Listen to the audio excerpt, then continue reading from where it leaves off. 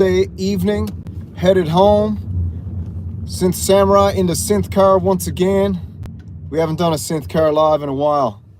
We'll see what happens, man. But I've just been reading up and thinking about the Oberheim TEO-5, and I got to tell you something right now. I wasn't into it at first, but after watching a demo there the other night, I got to tell you, this thing is absolutely blowing my mind. And I watched one specifically, which I'll probably do an oscillators and percolators on it on Tuesday next week coming up.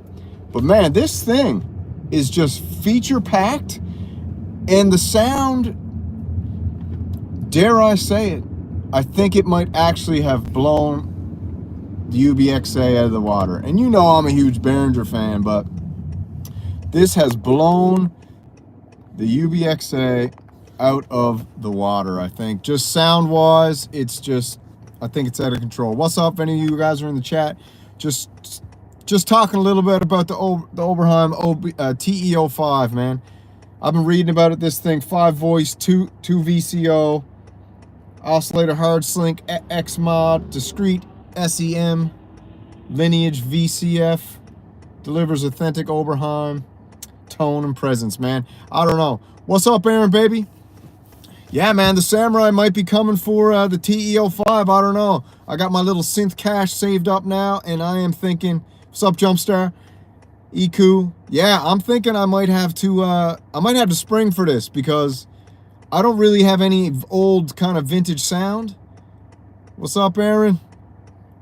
Yeah, TEO-5, I'm telling you, I'm going to do oscillators and percolators on it on Tuesday next week, where we're just going to watch a bunch of videos about the TEO-5 and get all gassed up and fired up for that thing, man, because it's amazing. And the video I watched yesterday, I think I might have posted it in the community thing, but if you want to wait till next week, fine. But, dude, this thing, the sound is absolutely, it's blowing my mind. And you know it takes a lot to blow your mind sound-wise from a computer when you're listening through a set of headphones, man. But this thing, it's crazy, dude. It's only got 5 voices. It's got vintage features. I think old Tommy boy, Tom Oberheim, I think he really put his heart and soul into this one, and he thought, you know what? If I can get an affordable Oberheim sound out to the masses, and although it is pretty pricey, $1,400-$1,500, still a bit pricey, don't get me wrong, but I mean, to get that kind of sound, I think it almost like, I don't know why you'd go for the OBX8 now. I don't know why I think as a move, it might actually hurt Behringer, because for an extra $300, you can get an actual Oberheim with the SEM filter.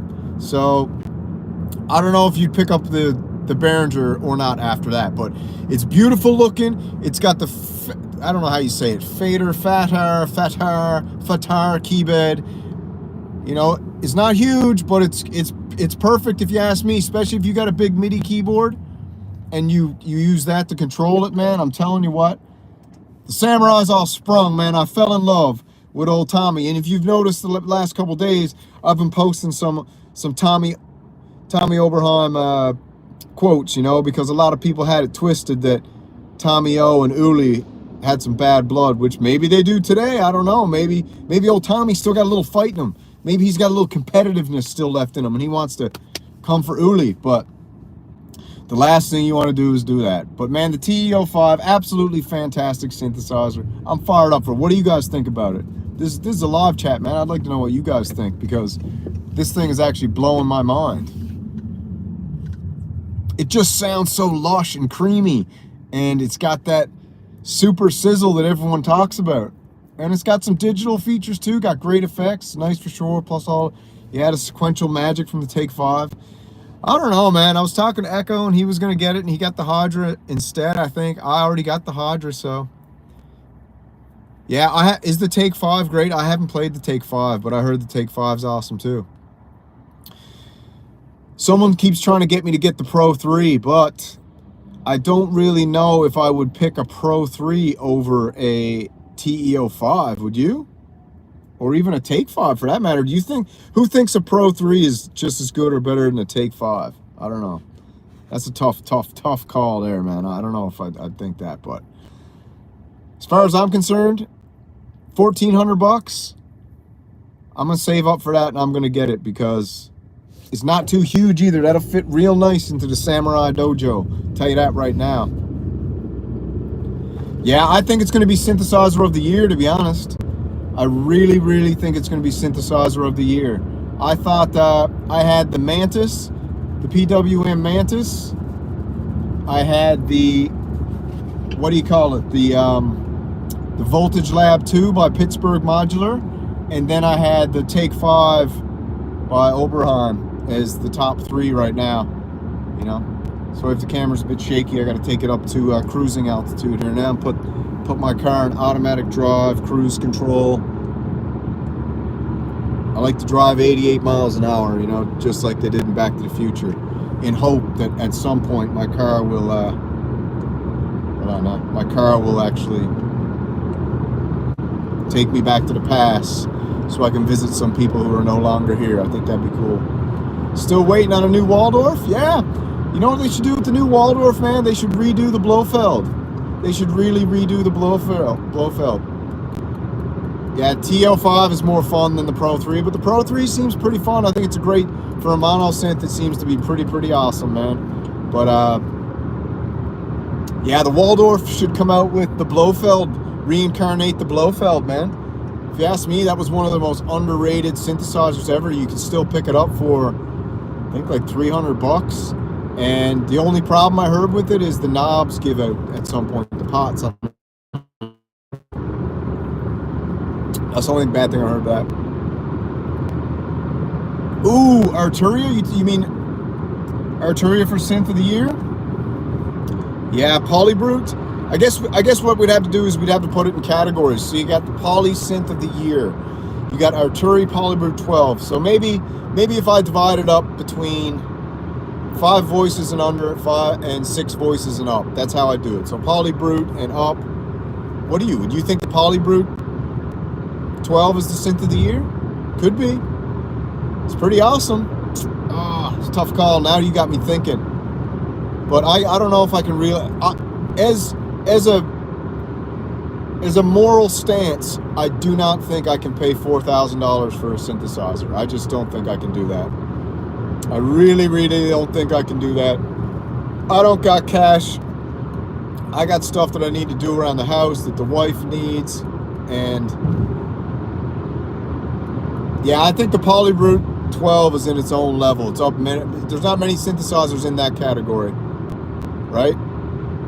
Yeah, I'll get all 3. That's what I'm gonna do. Like I had this idea. I told you I'm going to get a Tesla, start a business, get a Tesla, and then do Uber every night or Lyft, and I'm going to live stream it, and I'm going to have a running ticker on the camera where it shows how much money's coming in every night from the Uber, and it's going to be like a synthesizer bank, and once it gets to a level, I'll buy a synthesizer. That's my idea. I just got to run it by the accountant and see if we can approve that, and hopefully the Uber will pay for the car, and then I can have a live stream for 2 hours where I'm driving around talking about synthesizers, picking people up. I'll fill the car with neon. I'll get a little synth counter. I'll be like, this is the next 12, and then we'll have the little ticker moving up the screen every time someone pays a fee or a fare. The thing goes up, and then get a Tesla so I don't have to pay for gas. I met this guy down in Florida, and that's what he was doing. Not that, but he was doing Uber and Lyft in a Tesla, and I was like, how many Teslas you went through? He's like, I went through 8 Teslas so far. I'm like, wow. Yeah, the Pro 3, everyone says it sounds amazing. 88 key MIDI keyboard, Polybrute, Behringer mode. Woo! I don't know, man. Hey, any of you guys hear that old Beaver Wheats went, what's up on Faithful Journey? He did a 2-hour live stream coming after the Samurai. Can you believe that? Quite shocking. I actually want to see it, but it's nowhere to be found. Email. I can't find it anywhere. Oberheim, the Ubermensch. Yeah, I think for the people that just got here, the TEO-5 is in the running right now for me, for synthesizer for the year, for sound, for price, build quality. I don't think you can beat that for $1,400 right now. Absolutely no chance you can beat. And you know me, man. This is coming from a tried and true, born and bred Behringer bro, you know. And I'm on team Tommy O today. I'm feeling the vibe because I've been watching a lot of demos of the TEO-5, and it's crazy. It sounds amazing, absolutely fantastic, totally crazy. But yeah, Weaver Beats did a 2-hour live stream, and I guess there was a bunch of samurais in the chat, and they pretty much let them know that, you know, the synth cowboy in the backyard with the American cowboy hat kind of big brothered you, pulled you across the mats, you know, showed you what it was all about. Stop doing the Behringer clickbaity hate crap. You know, it's old and play it out, man. You're better than that. You can do much better than that. What's up from France, baby? Yeah, PPM. I don't got the Pro One, no. I don't got the Pro One. I got the Behringer Wasp, I got the Model D, I got the Mono Poly, and I got the Neutron. And that's what I got. And I love them all. They're all amazing. Absolutely amazing.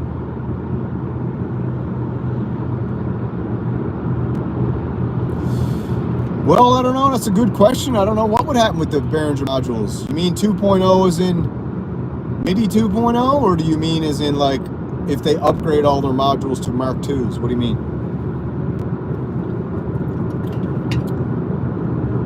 MIDI 2.0 is taken off. I don't know.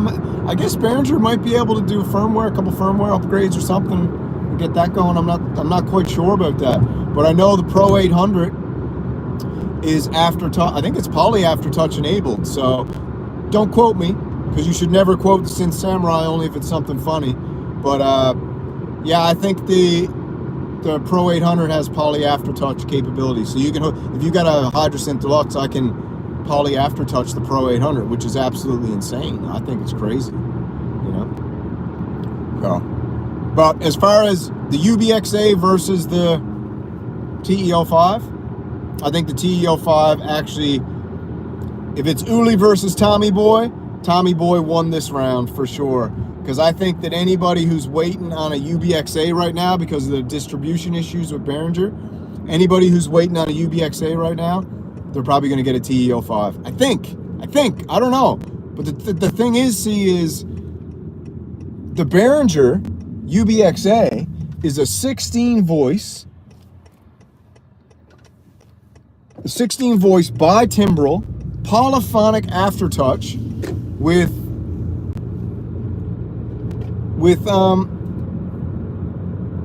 I can't remember the word. Anyways, one of the words, it's got this feature that you can what's the word? You guys know the word. It's escaping me now. I had a long day. It's something where the sound kind of degrades. I can't remember what it's called. But anyways, they got that 8 mode atrophy. They got 8 mode atrophy setting as well, right? So this is a revolutionary synthesizer. And to be honest, now that I think about it, I think they were going to call it the UBXA as like a tribute to Tom, because Tom and Behringer agreed on something back 3 years ago.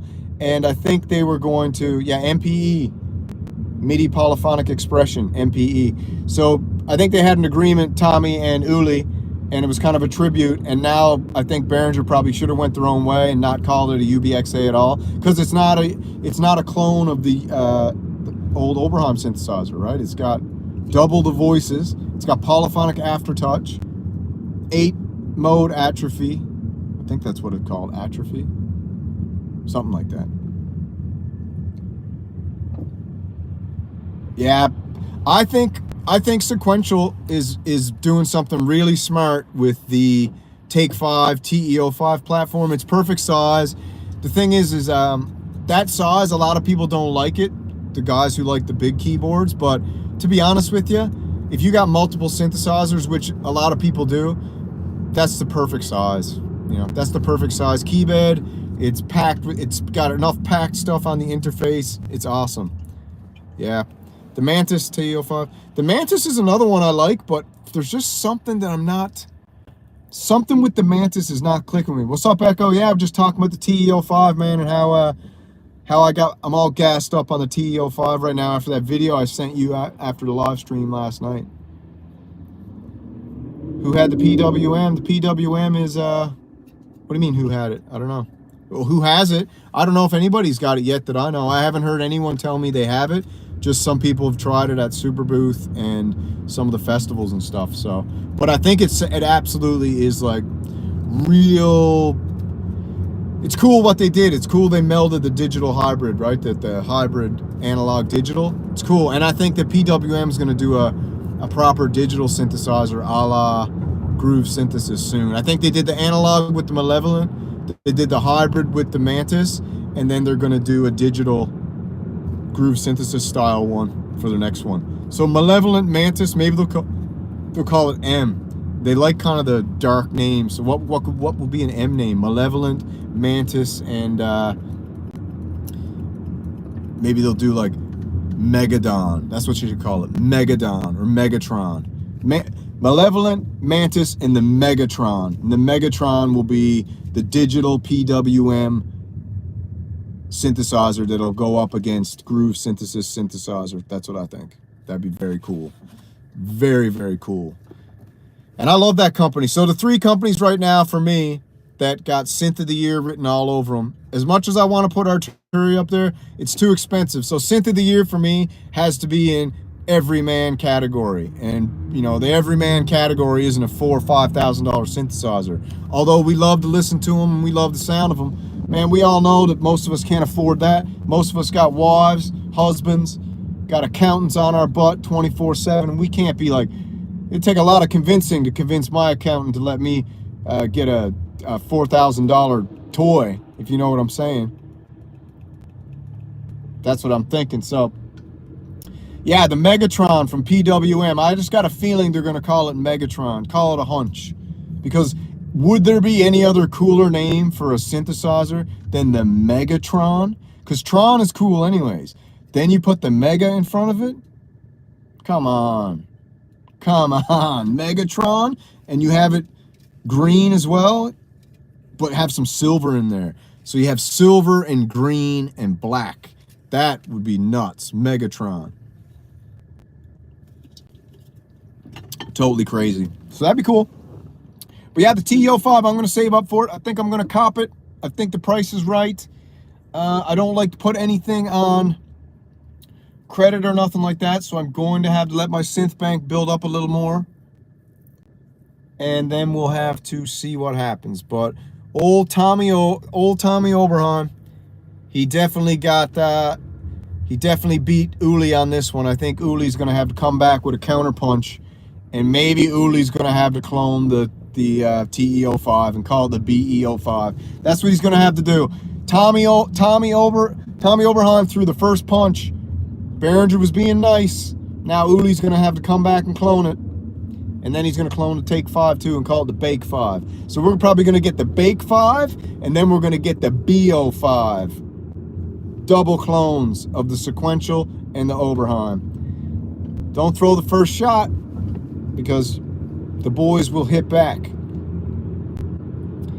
Yeah, so listen, if any of you guys find that Beaver Wheat stream, that live stream where he goes over the little live stream I did about him, I'd like to see that, because I think it's funny, man. And I'll tell you what, I don't know if he's got like a troll farm going on and he's breeding trolls over there, but man, since I did that video about Beaver Wheats, the trolls are just gone absolutely crazy.